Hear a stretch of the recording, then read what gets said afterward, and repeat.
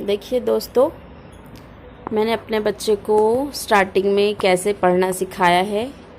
आप देख सकते हैं कि ये जो हिंदी वर्णमाला का जो चार्ट है, इसमें मैंने कहीं कहीं पर ये पोस्टर्स लगाए हुए हैं।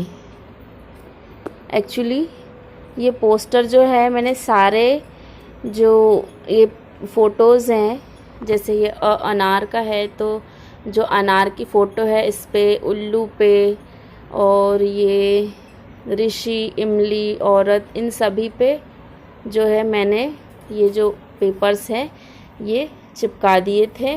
अब जो है ये कहीं कहीं से निकल गए हैं, लेकिन ठीक है, अब इसकी ज़रूरत नहीं है कि ये सब कवर रहें, इन सब की अब ज़रूरत नहीं है। तो अगर ये निकल गए हैं तो कोई बात नहीं।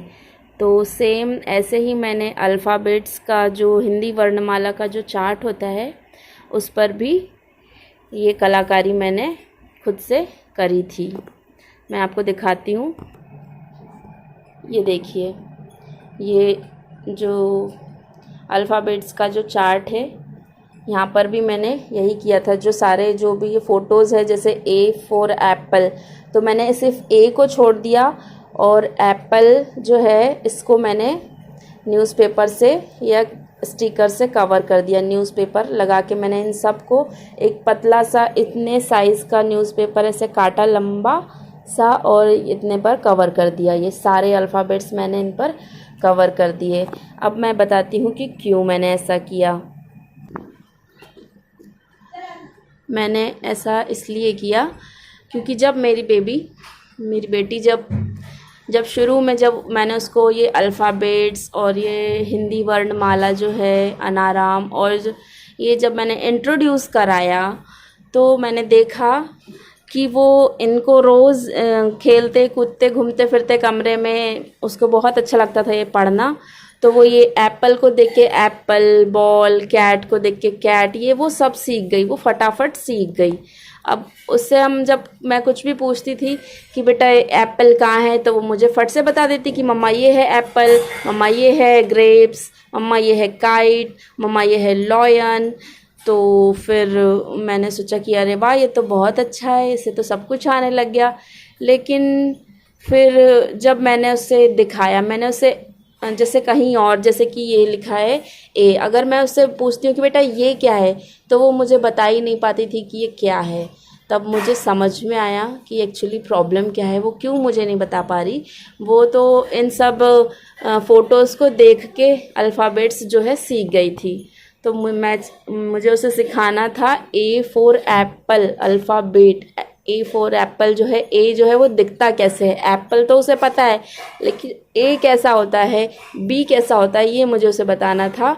तो फिर मेरे दिमाग में एक ट्रिक आया और मैंने इसी चार्ट पर मुझे कोई नया चार्ट भी लाने की ज़रूरत नहीं पड़ी उसके लिए, पढ़ने के लिए। मैंने इसी चार्ट पर जो है सब काट काट के न्यूज़पेपर जो है चिपका दिए सारे फ़ोटोज़ पे, जिस तरह से मैंने अभी ये अनाराम वाला ये हिंदी वर्णमाला के चार्ट पर चिपका रखा है। इस तरह से मैंने ये अल्फ़ाबेट्स के चार्ट पर चिपका दिया। फिर जब वो पढ़ती थी तो उसे पता ही नहीं होता था कि एप्पल ए कहाँ है, बी कहाँ है, सी कहाँ है, वो पहचान ही नहीं पाती थी। लेकिन जब वो बहुत दिन तक चिपका रहा, तब वो धीरे धीरे सारे अल्फ़ाबेट्स पहचानने लगी। फिर वो जब मैंने उनको सब फ़ोटोज़ को जब हाइड कर दिया, तो वो मुझे परेशान करने लगी कि मम्मा ये आपने क्या कर दिया, मैं कैसे पढ़ूँगी कैसे पढ़ूँगी। तब मैंने उसको बहुत अच्छे से उसको समझाया कि देखो बेबी, अगर आप तो एलिफेंट को देख के एलिफेंट बोल देती हो, आप तो रोज़ को देख के रोज़ बोल देती हो, आपको तो पता ही नहीं है क्या है। हमें इन सब चीज़ों को तो देखना ही है, लेकिन हमें ये सीखना है, ये है बी, ये है एफ, और ये है जे, ये है एन, ये है आर। तो हमें ये सब चीज़ें सीखना है बेटू। तो अब आप ये वाला पढ़ो, ये वाला सीखो। तो बस इस तरह से वो सारे अल्फ़ाबेट्स, मतलब रिकॉग्निशन वो सीख गई, सारे अल्फ़ाबेट्स को पहचानना सीख गई। तब मैं उससे फिर कोई भी अक्षर पूछ लूँ, अब वो मुझे अल्फ़ाबेट्स जो है पढ़कर बता देती है। तो बच्चों को मैंने जो है अल्फ़ाबेट्स जो वर्णमाला है वो पहचानना इस तरह से सिखाया है। ये एक बहुत ही अच्छी ट्रिक्स है। अगर आपको अच्छी लगी हो तो आप भी इसे अपने बच्चों के साथ अप्लाई करें और अपने बच्चों को हेल्प करें।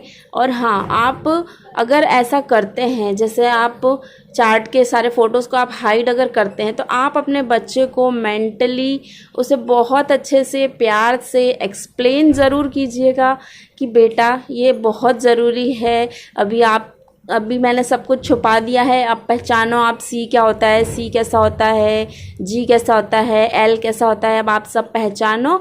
ये भी पढ़ना पड़ता है, जब आप बड़े हो जाओगे तो आपको ये सब पढ़ना पड़ेगा और ये आपको फ़ोटोज़ नहीं दिखेंगे। जब आप उसको इस तरह से काउंसलिंग उसकी कर दोगे बहुत ही प्यार से, तो आपका बच्चा बिल्कुल भी परेशान नहीं करेगा कि मम्मी आपने तो सारा हाइड कर दिया, अब मैं कैसे पढ़ूँ, क्या करूँ। तो ये है एक ट्रिक्स। अगर आप चाहें तो अपने बच्चों पर इसे ज़रूर इस्तेमाल करें और अपने बच्चों की पढ़ाई में, उनके मानसिक विकास में उनकी हेल्प करें। अगर वीडियो आपको पसंद आया हो तो प्लीज़ वीडियो को लाइक करें, शेयर करें और मेरे चैनल को सब्सक्राइब करें।